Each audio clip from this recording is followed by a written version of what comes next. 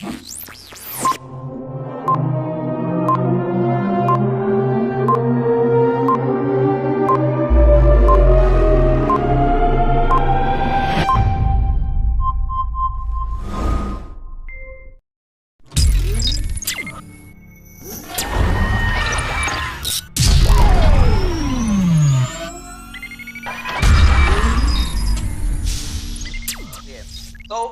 as by way of a beginning, I'm Dr. Kelvin Owusu, medical doctor by training, but I'm an all-around good guy. And so this evening we are going to have a session where we are what I call an impact series. I mean, my aim is to impact people with knowledge, because knowledge is indeed the only asset that adds value other assets, and it's important that we acquire knowledge. We acquire knowledge so that we can be the people, or that you can become the person that you always hope to be. You cannot become that person without the knowledge that we are looking for. And so this evening is one such session where we are going to try and answer a few questions that people may have on their mind, questions that people have struggled with, questions that have made a difference in the lives of those who have managed to answer them. And so it's important that we also answer these questions for ourselves, because if we don't, then everybody, then we are going to struggle for the rest of our lives. See, we are going to struggle to get to the point where God actually expects us to get to. Because every one of us here, the fact that you are alive means that there's a purpose that you are supposed to be serving. The minute you finish serving that purpose, you are going to leave this earth and go to another place, heaven or hell for that matter. We hope we don't get there. But the fact of the matter is that we are here because we are serving a particular purpose. The minute your purpose is done, or the minute you fail to fulfill that purpose, you are useless. You are going to move on. And how do we fulfill that purpose without knowledge? God himself is a God of knowledge. He says, study to show yourself approved unto God, a workman need not be ashamed, rightly dividing the word of truth. That's the kind of God that we aim to serve. It's a God who is telling you that you must aspire to get to know what it is that you are doing here, so that you can rightly divide the word of truth. All right, so let's get started. This is the second edition of the Impact Series. It's one of the commitments I made in 2022, that every month I'm going to have a session where I'm going to share with people something that is causing a lot of problems for a lot of people. And I settled on investment, because many people are confused about investment. What is investment? What do I need to do? Where do I need to put my money? Many of us have found ourselves in situations where if we had applied a little bit of knowledge, we would not have been where we are. I mean, Men's Gold comes to mind, KM, Piram. I mean, so many of them. MMM. I mean, there are several examples. So what should we do with our money? Everybody wants more money, but if we can't keep the little that we have, how are we expecting to make some more? Because again, if we are not faithful with little, we will not be faithful with much. So we need to get faithful with the little that we have, so that we can then get the much that we are all aspiring for. Now, this is just by way of introduction. So if you're already inspired, please go ahead and type a Y in the comment section, so I know that you're already inspired by what we are going to be doing here this evening. Type a Y in the comment section. Let me get some feedback from you. Awesome. Thank you, Simon. Thank you, Albert. Keep it coming, Basil. All right. So in the first edition, this is just a recap of the first edition that we had. Now, if you didn't catch the first edition, go and find it on my YouTube channel, Kelvin Owusu. It's right there waiting for you. So find that recording, play it back for yourself, and take a pen and paper, make notes, because the information in there is very, very powerful. Make notes and apply it to your life, because just make the notes and you don't apply it, then what's the point?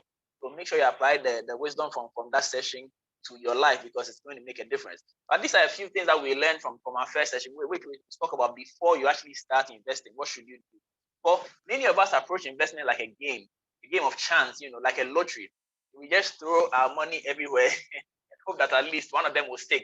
So today is treasury bill, tomorrow is bonds, the next day is whatever else is in vogue, and we are hoping that at least one of them will stick. Well, it's not surprising that usually we end up with the shorter end of the stick, because 80%, this is research proven, 80% of people who win lottery or lottery-like investment, 80% are worse off 5 years later. They are worse off financially 5 years later than they were even before they won the lottery. And so it's not just about the chance.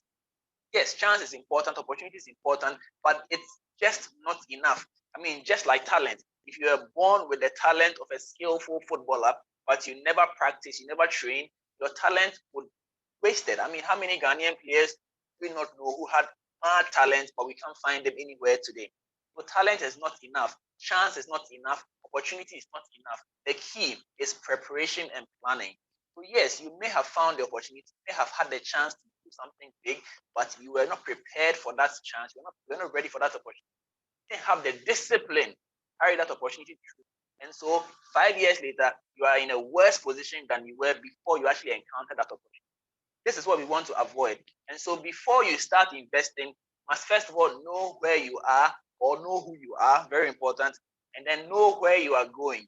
It is only when you know where you are, you know where you're going, that you can then determine how you're going to get there. If I woke up this morning and I wanted to go to, well, my church is, for instance, in Kanda. I live in Astroman. I know where I am, which is Astroman. I know where I'm going, which is Kanda. It is only when I have these two positions plotted that I can tell that I need to pass through the Liberation Road to get to my destination. So if you do not have all these things figured out, it will be nearly impossible to do any meaningful investment, which is what we covered in our first edition. It was a very, very powerful session. We had so many people. The feedback was amazing. And so I was motivated to do a second edition. Here we are. And so now that we have reminded ourselves about what the first edition was all about, well, today we are here to talk about how you can get started with your wealth building journey. Wealth is a very, very, very I must say, wealth is a very complicated concept. And I call it a concept because it is something that you really need to sit down and understand it. Because for many people, and if I was to ask right now for people to define what wealth is, many of us will talk about money. But that's just one aspect of wealth. Yes, wealth, it involves money and all of that. But I'm reading a book. And I encourage all of you to actually find this book. It's called The Jewish Phenomenon. And Jewish Phenomenon it tells you that wealth is portable. Wealth is portable. Now, what does that even mean? Wealth is portable. Well, it tells you that wealth is what you carry between your two ears. Wealth is here. And so it's a mindset, it's a discipline. In fact, people, one of the key concepts in this book, chapter 1, this is just chapter 1 of that book. People take loans to buy houses, they take loans to buy cars, and they take loans to go to school. Well, Jewish Phenomenon is telling you that you need to, if you had to choose between taking a loan to go to school and take a loan to buy maybe a house, they would recommend that you actually take a loan to go to school. Why? If for some reason you're not able to pay back that loan, guess what? Your house can be repossessed, but nobody can repossess the knowledge that you have acquired and put in your brain. No one can repossess that information, and that is the information. These are the tools that you are going to use to carry yourself from where you are now, where you need to get to. Wealth is portable. Now, how then do you begin to build wealth in the sense of the word riches? Because riches also form a component of wealth. So this evening, that's where we are going to focus our energy, because that's an easier concept, and we really don't have much time to delve into the intricacies of wealth as a portable commodity. So we'll leave that for another time and focus on how we can build riches, which is very, very important, because we all desire riches. Now, if you are listening to me right now and you desire to be rich or you desire to be wealthy, go ahead and type wealthy in the comment section quickly. Let me know who is on the same wavelength as I am. If you desire to become rich or wealthy, type it up in the comment section. Let's know whether we are on the same page so I don't speak to the wrong crowd. You know what I'm saying? All right, keep it coming. Jones, Albert, wow, Basil, Simon, awesome. Keep it coming, guys. Don't be shy. Remember, you have to proclaim you have to proclaim your dream to the universe, and then things will align for you to get what you actually hope for. So very, very important that you don't keep yourself. Okay, so I want to quickly remind you again that you should actually encourage me by subscribing to my YouTube channel, Kelvin Owusu. I'd love to get you on there, because there's a lot of content over there. Do subscribe so that we can build a community over there as well. But let's get started. So my first question, this is my very first question this evening, and I ask a lot of questions, as I already indicated. What is profit? All right, now let's get into the details. So you are right. I mean, technically, profit is the amount of money you make after you have made a sale. So the difference between your cost price and your selling price, that's your profit. That's true in a sense, but you see, sometimes the question itself, the way the question is posed, lets you know that there's a deeper meaning. See, and this is it. Remember that our aim is to begin to build wealth.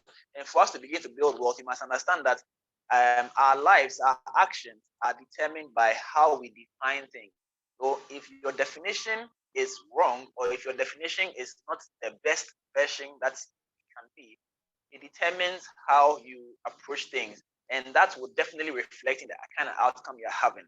And this is even more difficult for people, especially who are self-employed. See, when you earn a salary, it's kind of easy to plan, right? But if you are a self-employed person who gets paid as and when people make purchases and all of that, it becomes a bit difficult to plan. But if you fail to plan, then it means you are planning to fail. So that cannot be an excuse. See, so before we answer before we answer this question about profit, let's go to I just touched on on my next point actually about selling. We all agree that we are selling something. Looks like overwhelming. Everybody says yes. Whether you're a doctor or you're a teacher or you're a trader in Makola, you are selling something. And this fundamental point is something that once you accept that you are selling something, then that means that everybody should be able to sit down and determine that this is my cost price and this is my selling price. So for those of you who are into teaching, those of you who are doctors, who are lawyers, how do you determine your selling price and your cost price to determine that you're making profit? That's a whole different concept that you need in your life so that you know where you are at. But now that we have all agreed that we are all making sales, that means that all of us must be making some profit.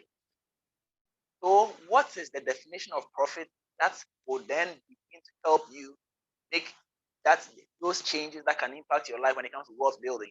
Well, the first thing you have to understand is that profit is not the difference between your selling price and your price. It's not. So you need to format your brain, format that information out of your brain, throw it out, and then now put this new information in there. So profit is not the difference. When you're answering an economic question or you're answering a business question, you can put that answer there, difference between selling price and cost price. That's fine for them. When we are talking about life and investment and building wealth, profit is the money you make when your money begins to make money. In other words, if your money is not making money, you cannot say you are making profit. And so if your money is not making money, you are not making profit. I'm sure somebody may be wondering why. What does this even mean? Why should I even bother? See, it's a mindset issue. Let's use a typical trader who is trading. He buys bread at 10 cedis and sells for 12 cedis, right? So he makes 2 cedis. Now, if your mindset or your definition of profit is that the difference between your cost price and your selling price, it means that you have made a profit of 2 cedis, right? And because you have made a profit of 2 cedis, you immediately begin to spend that 2 cedis on yourself because it is your money. You have made profit, so you begin to spend that money on things you think you need, things that are important to you, right? But guess what? In reality, that money is not even yours. That 2 cedis is not yours. It's not yours to spend. And we understand that more as we go along. But understand that the fundamental point that I'm making here today is that profit is not the difference between your cost price and your selling price. Profit is the money you make when your money begins to make money. So if you want to make profit, that 2 cedis should begin to make money for you. And it is the new money that 2 cedis has made. So if the 2 cedis makes you 50 pesos, it is the 50 pesos that then becomes your profit, which you can then begin to spend. Which means that at any point in time, you're going to have a cushion to fall back on, which is that 2 cedis that you initially thought was your profit. But if you don't have this definition in mind, you're going to spend that 2 cedis, and it means that you don't have any cushion. And that is a problem. Should the pandemic like COVID come and wipe out your customers, you don't have any cushion. So you are dead with your customers. You need to begin to put measures in place so that you do not dip into your profits. You put your profit rather to work, and when that work begins to good results, then you can begin to spend that money because that is your profit. I hope this first point is clear because this is why it is point number 1, because it is the fundamental, it's the foundation. If you don't grab it, everything else you're going to build on top of it will not work. So make sure that you have grasped this concept so that we can move on. So if you are with me, if you have understood this first point, please type a yes, a big yes in the comment section so that we can move on because there's a lot more that we need to add. Our time is going quickly. So let me hear from you. If you have got this first concept, the rest, everything else is going to be easy. All right. Okay, so we can make progress. Okay, so why is this definition important? As I already said, most people consume their seed. See, that 2 cedis is your seed. Cannot consume your seed. If you consume your seed, how is the seed going to grow? It is very, very important that you do not consume your seed. And for you to not consume your seed depends on what definition you are living your life by. And so definition is very, very important. Not belittle it. Do not ignore the impact of definition. Very, very important. Now, let's put this information aside. Let's move on. Let's move on because there's other things that we're going to build on top of this so that we can have better understanding. So now, like I said, you sold the thing, you bought the thing for 10 cedis, you sold it for 12 cedis, you made a profit of 2 cedis. Right now, based on what I'm saying, basically you have to put the 2 cedis somewhere for it to give birth, right? But if you are putting that 2 cedis somewhere for it to give birth before you can spend it, then it begs the question, how are you supposed to survive? See, because obviously you are supposed to live off your effort. I mean, your salary is paid to you following some work that you have done. And now basically I'm saying that you cannot spend your salary, right? I mean, if it wasn't obvious before, now I'm making it obvious now. You cannot spend your salary. I'm saying that you should invest it, right? So how then do you survive? That is a big question. I mean, how long can you wait before your salary starts yielding money before you can spend it? It's nearly an impossible task, right? I mean, because think about it. Even when we hadn't had this session, right, and your money was all yours, they pay your salary at the end of the month. Even that time, it wasn't enough. So now that you are hearing me and I'm saying that don't spend it because it's not yours, Charlie, how are we going to survive?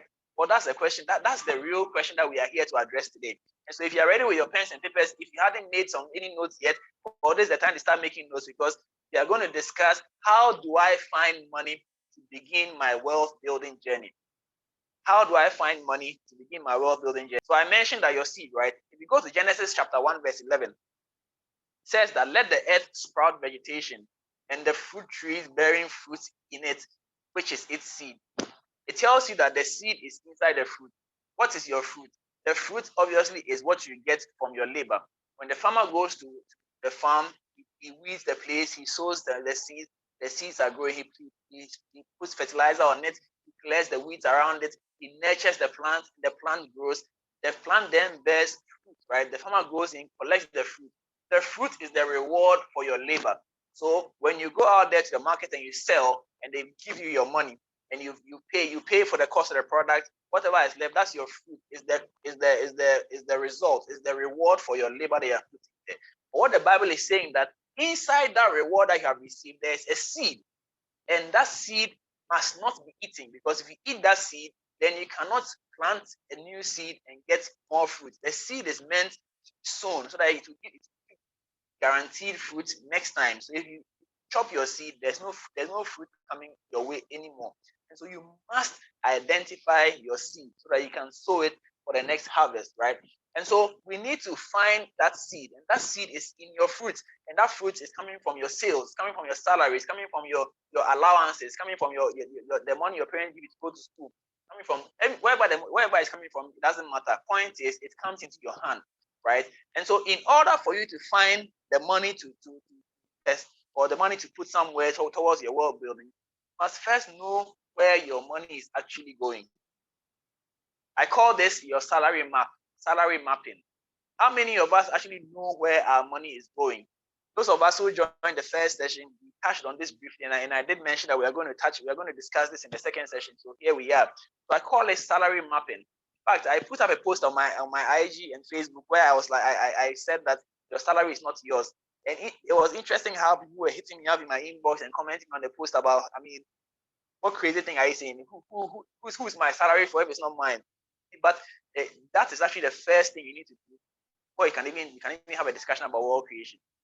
Your salary is not yours. That's a fact. It's not coming from me. You know it. I know it. The fact that you haven't realized it, that's not my problem. That's your problem. And so let's make it obvious. Why am I saying your salary is not yours? Very simple. You have to do a salary mapping or an income mapping. The money that comes into your hand, where does it go? Who are you paying every single day? Those are the people who actually own your salary. So when you work hard for your money, the money comes to you. There are people or there are things that have lined up and are demanding the money that you have just received from you. And so they are the real owners of your salary. So if today you sit down and you do that salary mapping, that's if you have not done it before, then you realize who your real bosses are. Your real boss is not the one who pays your salary. No, your real boss is the one who actually takes your salary. So maybe you are paying rent, right? You pay rent of 100 Ghana cedis. Your salary is 1,000 Ghana cedis and your rent is 100 Ghana cedis. That's 10% of your salary already. So if you are working 20 days to get paid 1,000 Ghana cedis, it means that 2 days out of the 20 days belongs to your landlord. Because when you get paid, your landlord will come and collect 10% of that salary. That's for him. So you work 2 days for your landlord. If you spend another 200 Ghana cedis on food, it means that the restaurant owner or the chop bar owner is the owner of 4 days out of your 20 days. When you go to work for 4 days, you are not working for yourself. You are working for the chop bar owner. So the salary, that 20% is not for you. It is for the chop bar owner. So now you thought your salary was yours, right? Well, it's not, because 30% is already gone. Those of us who are Christians, we pay 10% tithe to God. So again, another 10% is not even yours. Those of you taking care of your family, your parents, your brothers, again, they are making demands. They collect another 500 Ghana cedis, so it's not yours. And so you must sit down and do a salary mapping.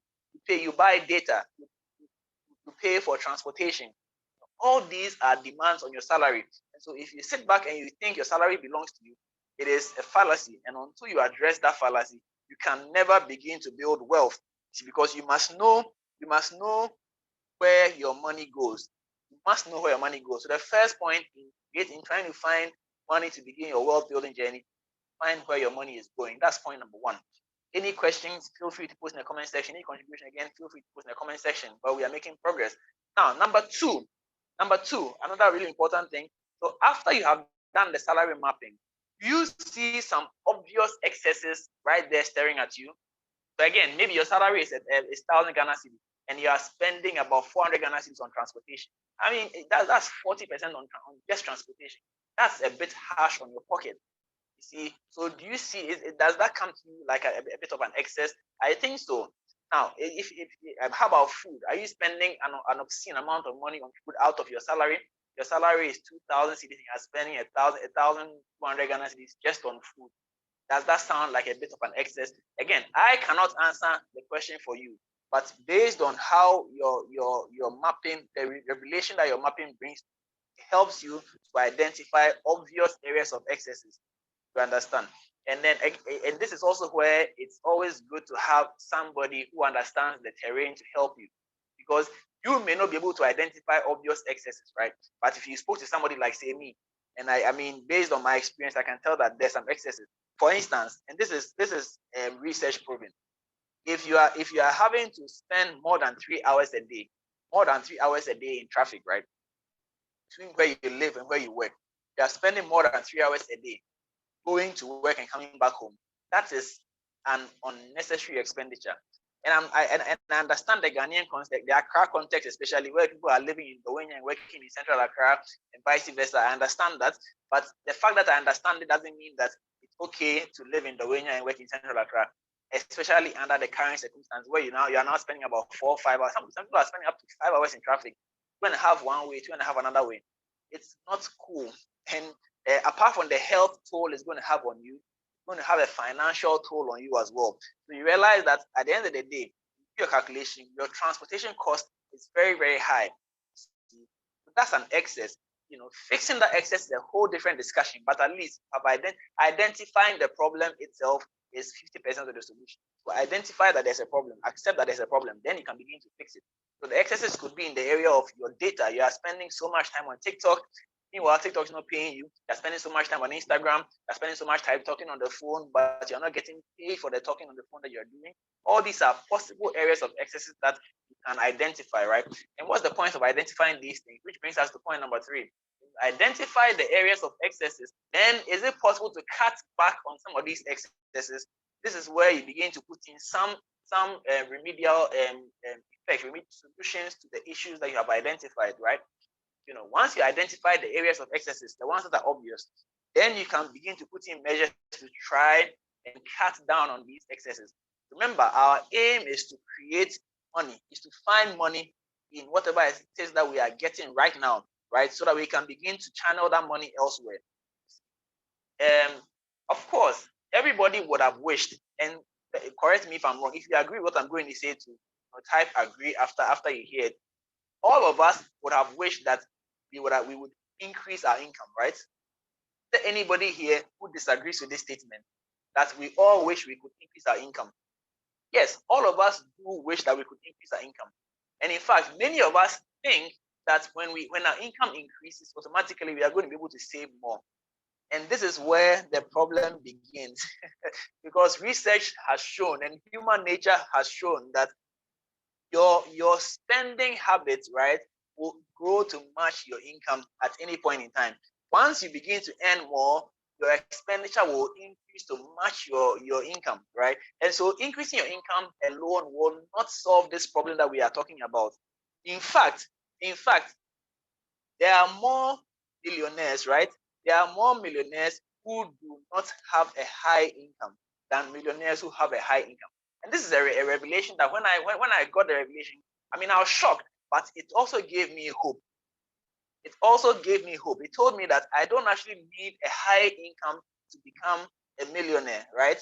The average $1 million net worth individual does not have a high income job or a high income source. No, the way they do it is to cut down expenditure. In other words, what I'm trying to tell you is that cutting down expenditure yields more results than increasing income. And so you need to understand that you have to develop the culture of cutting down expenditure so that you can achieve the results you're looking for than increasing income. However, increasing income is very, very important, provided that you know how to reduce your expenditure. Because if you do not reduce the expenditure, your natural habit, your natural attitude, your natural life will increase expenditure to match the increase in income. So ultimately, the net effect is zero, or sometimes net effect is actually negative. Because now, when the income sources begin to dry out, the expenditure level is still high. So guess what? You are going to enter into the negative era. So point number one, you have to map your income mapping or salary mapping. Identify where your money is going. Identify who you are working for. So you are working for your landlord, you're working for the restaurant owner, you're working for the taxi driver, you're working for everybody else, right? After you have identified all of these things, then number two, are there any obvious areas of excesses? After you've identified the excess areas, then number three is to cut down those excesses, right? So if before now you have been taking Uber to work, right? It's convenient to take Uber. You don't have to step out of your house. The car comes to you, you jump inside, and then you go to work, right? If the cost of that Uber in and out is 20 to 30% of your salary, and if you switch from Uber, let's say a regular shared taxi, and that can reduce your cost by 10%, just created 10% that you can channel elsewhere. Of course, once in a while Uber is fine, but if you are going to take Uber every day, that's a bit of a challenge, right? A bit of a problem because of what you are trying to achieve, which is why you start by determining where you are going. Because if you don't know where you're going, if you don't have a goal in mind, it's difficult to stay on the plan. So you must stay on the plan so that you do not, so that you have a reason why you are holding yourself back. See, so that's point number three: cut back on the excesses. So these are the obvious cut back points, right? Then we come to point number four, which is talking about tightening your belt. Now, I'm sure you are wondering, but if you are cutting back excesses, is that not already tightening your belt? Well, no, that is not tightening your belt. I guess that's why we are here, so that we can learn and be on the same page. When I say tighten your belt, I'm saying that even among the necessities, the things that were necessary, the things that you need to do towards your survival, is it possible to cut back a bit? Now, this is something that I actually challenged myself to practice this in the month of February, just last month, right? So, I mean, I have, obviously, I have my own house. I mean, I have my family, so when I wake up in the morning, before I go to work, or before I go and start my daily activity, I have breakfast at home, right? And then there's also supper at home. I mean, I guess I'm blessed like that. I get to have breakfast and supper thanks to my wife, my beautiful wife. It's also on this call, actually, Annie.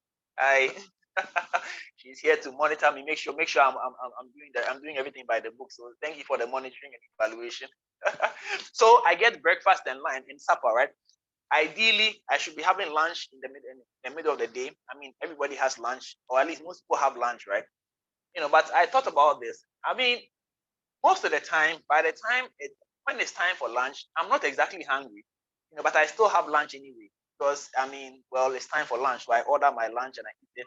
I spend sometimes, I spend sometimes about 30 CB if you factor in the delivery and all of that.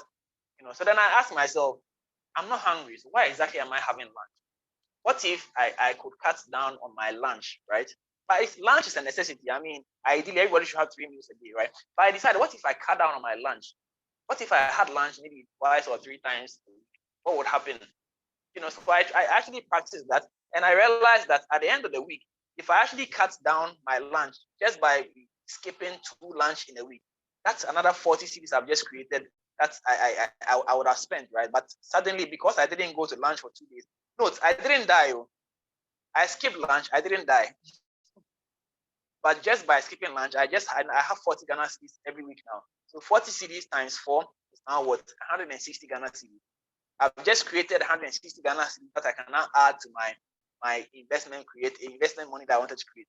Now, for some people, lunch is very, very important. Maybe lunch is the only meal that you have. I can't tell you to go and skip your lunch. I'm saying that when I did my salary mapping, I realized that if I cut down on my lunch, instead of eating lunch 5 times a week, if I ate lunch only 2 times a week or 3 times a week, I'll still survive because I get breakfast and I get supper. So lunch is not really that big a deal for me. Maybe for you, you only get to eat once a day or you only get to eat twice a day. I'm not saying go and cut down on your lunch. I'm just saying that even in the necessities, there are areas you can cut down on. There are areas you can cut back on, right? And then make some saving. It's possible that if you are spending 100 CDs on your data because you work online. Is it possible that if you found a place where there's free Wi-Fi and you want to sit there for an hour every day, you reduce that 100 CDs to about 90 CDs and save 10 Ghana CDs? You have to be smart. You have to be smart. Nobody, if you are talking about saving money, have to be smart. You need to identify areas that you can tighten your belt. If you have a shoe, the shoe, the under is a bit worn. You need a new shoe. But if you're able to a token under the shoe to level it up small, would you push that shoe for another 1 month before buying another one so that you can now save that money and use that money elsewhere? So you have to be smart. That's all I'm saying. So tighten your belt. Are there areas you can cut back slightly? See, so when the excesses, you have to cut down significantly, but the other areas you cut down slightly. Again, research has shown that whatever it is that your expenditure is, can actually survive on 70% of that expenditure.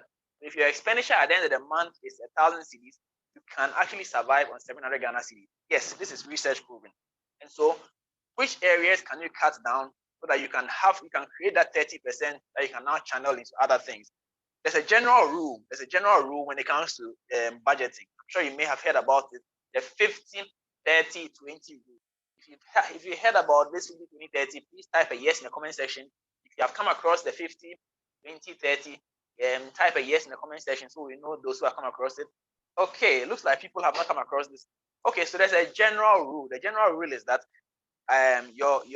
when you're budgeting, 50% of your income is channeled towards your needs, right? So your needs, and here these are things that you identify as needs, right? So I would say things you need to survive. So shelter, food, shelter, clothing, obviously they are needed. So them are the needs. So your bills, electricity bill, water bill, all of them will come under your need, right? And then 30% will go towards your wants.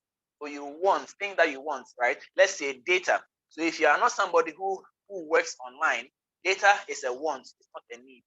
So depending on your line of work, things can shift around. So you can customize this to suit your purposes. 50% of your income goes towards your need. So if you are the one taking care of your parents, obviously then it's a need. You need to have some funds available to take care of your parents. But if you are not the one taking care of your parents, then the money that you are giving to your parents becomes a want. I want to give my parents Ghana State. It's a want. So you shift things around to suit your purposes. Then the remaining 20% is channeled towards savings and investment. So this is a general rule that you can obey, right? Or you can go through the steps I've given you, because it's possible that you can actually have more than 20% available for investment if you actually did the mapping and all that I've taken. See, if you go by the general rule 50, 30, 20, it's not been customized to suit your purpose. So you might have 20% to put investment and savings, but you can do far more. And when it comes to investment, have two friends. Your capital is your friend, and your time is your friend. So the more time you have, the more results you get. The more capital you have, the more results you get. So you don't want to limit yourself to 20% if you can indeed invest 30 or 40 or 50%. And I've already stated that human beings as we are, our lifestyle will always grow to match our income. If you limit yourself to 20%, your income is growing, your lifestyle will also keep growing. Meanwhile, if you actually increase your investment and have more guaranteed comfort later in life, very, very important. So keep that at the back of your mind. And then focus on number 5. Number 5 is saying that put all windfall away. What is the windfall? Say it's Christmas time, your uncle's coming to town and they give you money, $100 here, £100 here. Typical human as we are quick to go and spend that money on things that we have always desired. So you want an iPhone, so you gather all your money, go and buy an iPhone. The iPhone that you bought. Remember, who is getting paid from the iPhone that you have bought? If you are getting paid from buying that iPhone, then by all means go and buy that iPhone. But if the only person getting paid from buying that iPhone is Steve Jobs, who is dead and gone but still getting paid, then don't buy that iPhone. See? So instead of buying an iPhone that Steve Jobs is going to get paid in his grave, put that money away into your savings and investment. That's what a windfall is. Maybe you stake the bet, you bet on a Manchester United game and you actually won. Again, research has shown that most people who win bets actually end up spending the bet money anyhow, and they end up in a worse state, as I said earlier, 5 years from when they won it. So instead of going to spend the bet money, why don't you put it away as a windfall income? Thank me for it later. So these are the 5 things you need to do to create a pool of money that you can invest or you can save.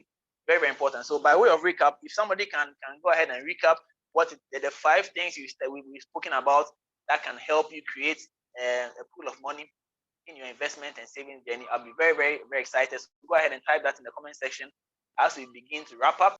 Keep it coming, guys. Keep it coming, guys. So far, only Albert, Irene, and Jones are paying attention.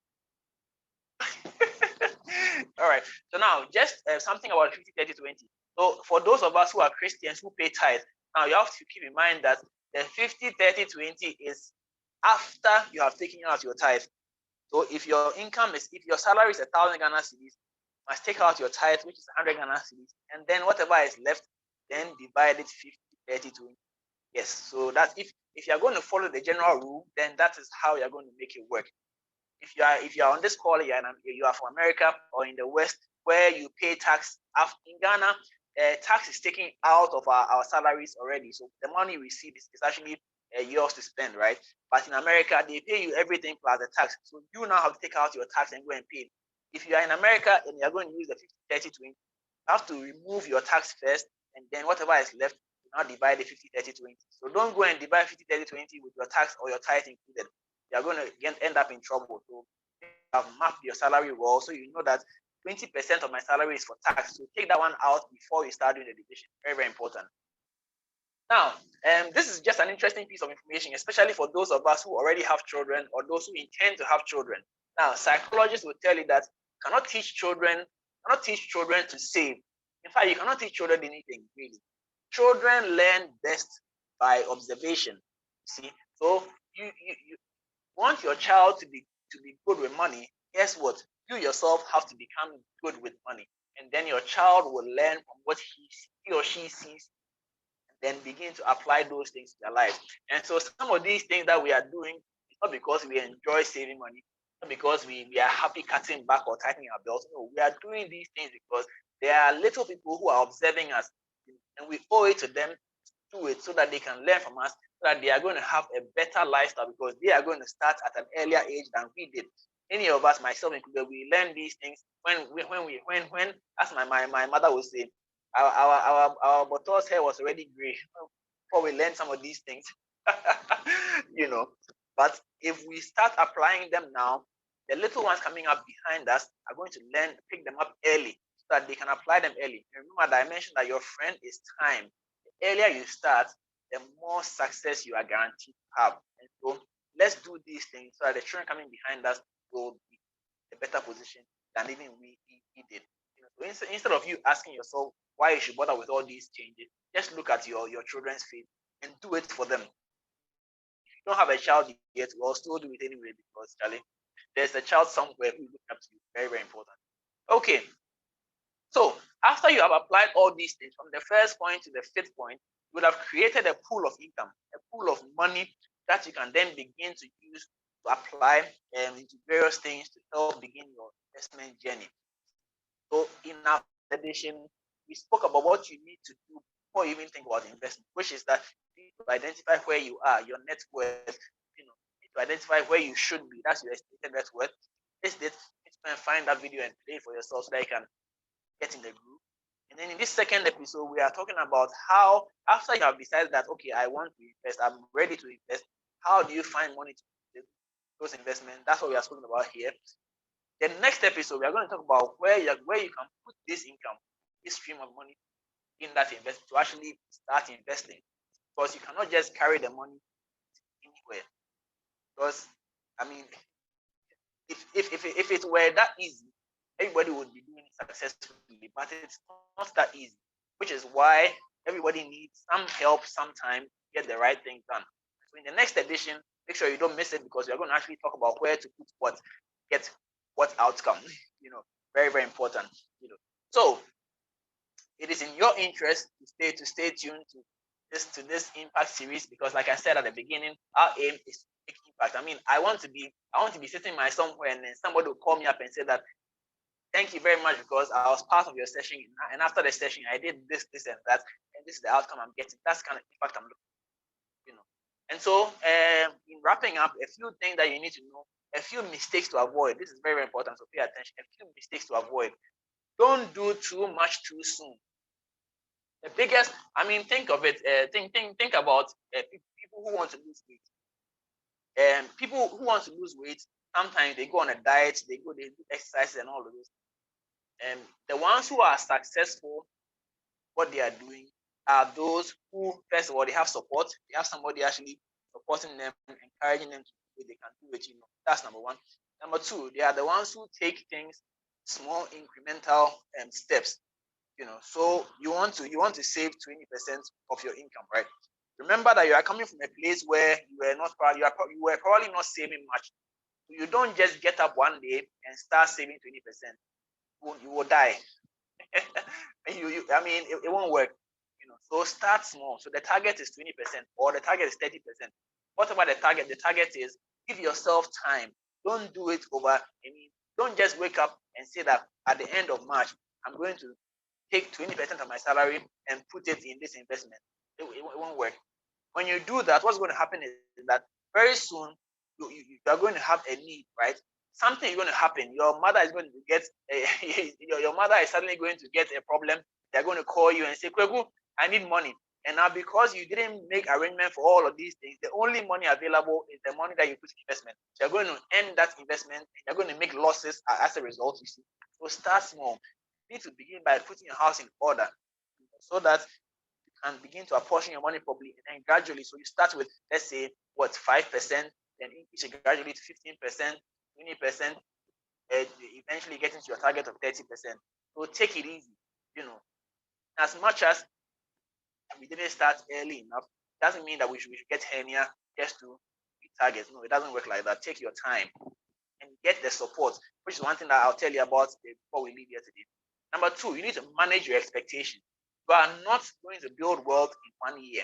You are not going to build wealth in 2 years, not even 5 years. It takes a lot of time and effort, and I'm talking about deliberate effort. Nobody, and you can actually quote me on this. Nobody became wealthy by accident. You might hit some big money by accident, yes, but to become wealthy, it doesn't happen by accident.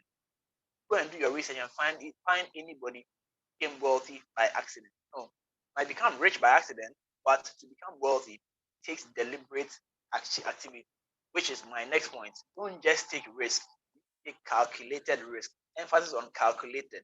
So go and research what calculated risk and then let's have a discussion next week. Next edition of the Impact Series, which will happen at the end of the month. It's once a month, and so at the end of the month, we'll have our third episode or third edition of the Impact Series. Don't miss it. Be a part of it, especially if you have benefited from what we have discussed here today. Which brings me to my question: has this been beneficial to you? And what have you learned from today's session? I'd like to get some feedback. Let me know in the comment section what you've learned from this session. Go ahead and type it up, and probably let us know how you're going to apply it to your business or to your life. Okay, so in wrapping up, I hope this has been worth your while. Thank you very much for showing up. Remember to subscribe to my channel, Kelvin Owusu. Remember to subscribe to my channel. Very, very important. Keep the excitement going, keep the message going as well, and share the video. So after you subscribe to the channel, you can also join my mentorship group. I actually have a mentorship group where I do this. I mean, this Impact Series is I call it my CSR. So I do it once a month, free session. Very important to reach out to people. But I have a mentorship group which you can join. You get one-on-one sessions. We get to learn together. We get to grow together. I encourage you to be a part of that. But of course, the spots are limited. I mean, there's only so much I can. So thank you very much for being a part of Impact Series, the second edition. I'm happy that you came here. I'm also happy that you've learned something.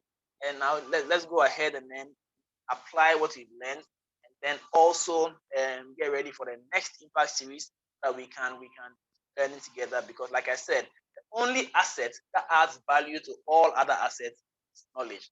Thank you very much and have a lovely, lovely week. Stay blessed. Next time.